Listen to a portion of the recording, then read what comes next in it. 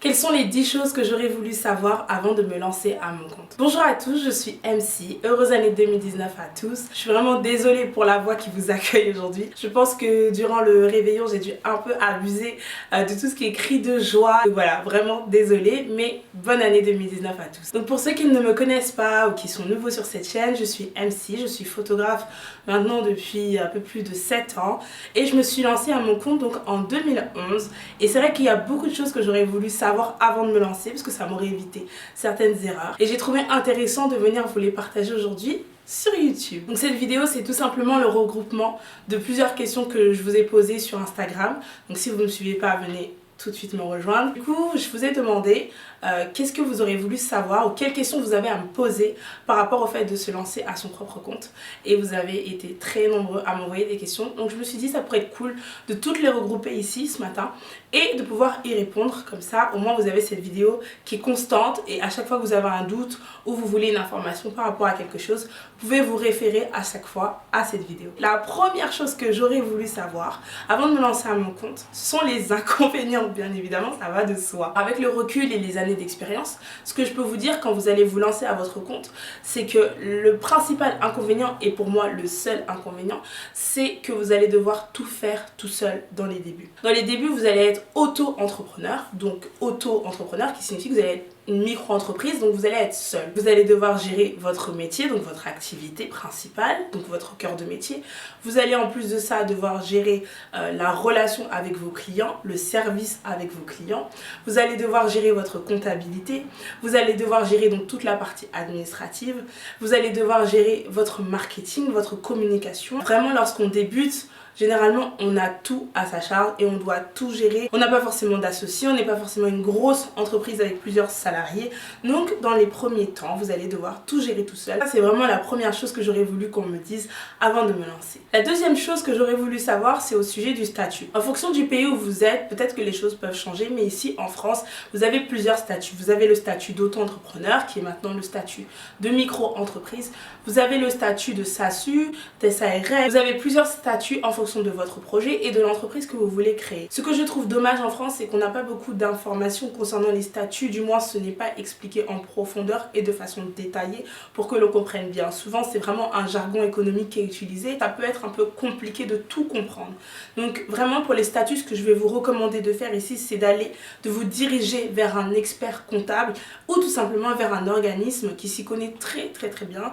Un organisme par exemple comme la chambre du commerce, vous allez vous demander des informations et on va vous répondre. Si jamais à chaque fois qu'on vous donne des informations ce n'est pas clair, amplifiez vos recherches à travers internet, à travers différents organismes de ceux que vous avez visités ou cherchez des experts comptables, des gens qui sont vraiment experts dans ce domaine, qui sont experts dans les statuts, dans la création d'entreprise et vous allez avoir toutes les informations. La troisième chose que j'aurais voulu savoir, c'est concernant les salaires.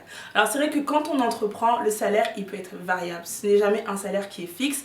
Quand vous êtes par exemple salarié d'une entreprise, vous savez combien vous allez toucher par mois. Quand vous êtes à votre propre compte, c'est différent. Le salaire il est vraiment variable. Vous pouvez toucher autant 2000 € au mois de janvier que 4000 € au mois de février ou alors 800 € au mois de janvier si vous débutez et ensuite 1200 € au mois de février.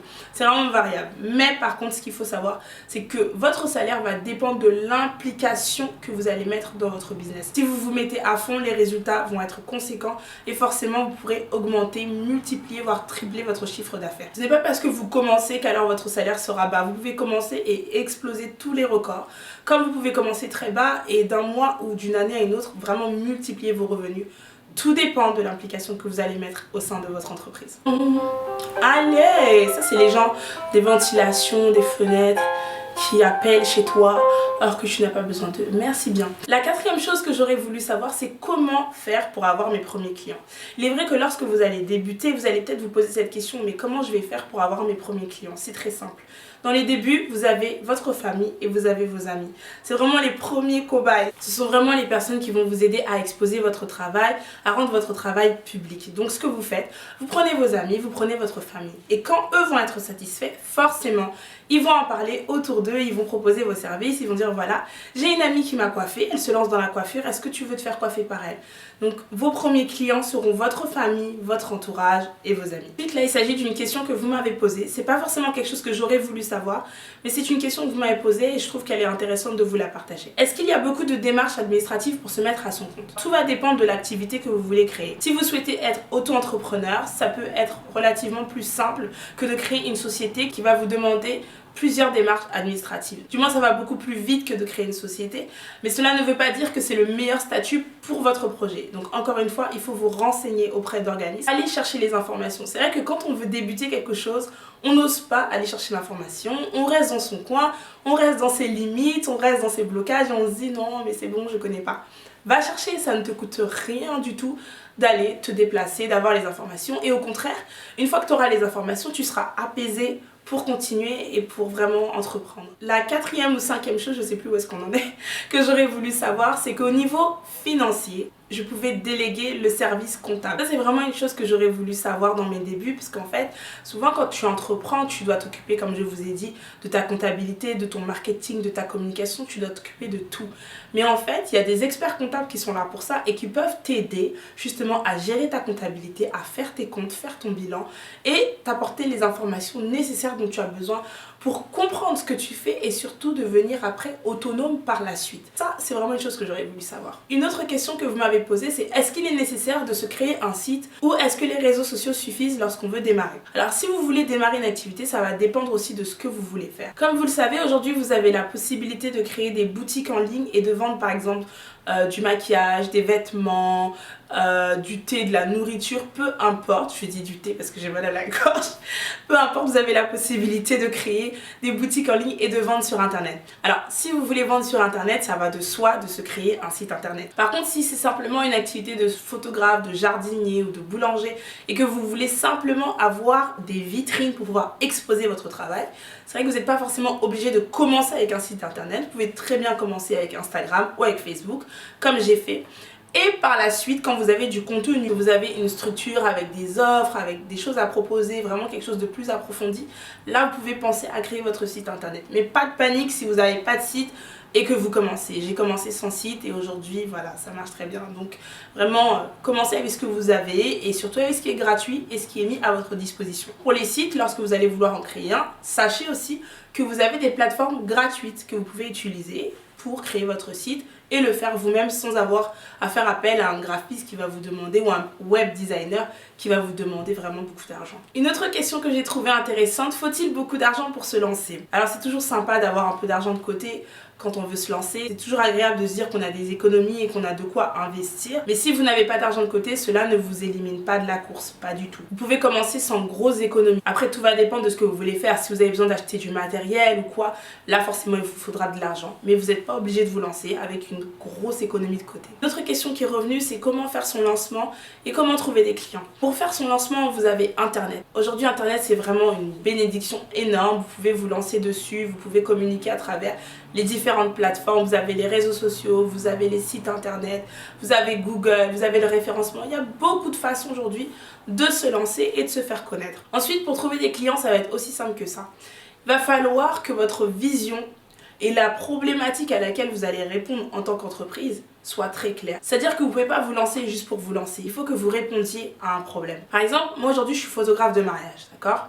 Le problème de mes clients, c'est quoi? C'est qu'ils ont besoin de quelqu'un pour créer des souvenirs et immortaliser une journée unique qui ne va pas revenir dans le temps. Donc ils ont besoin de garder en mémoire ça.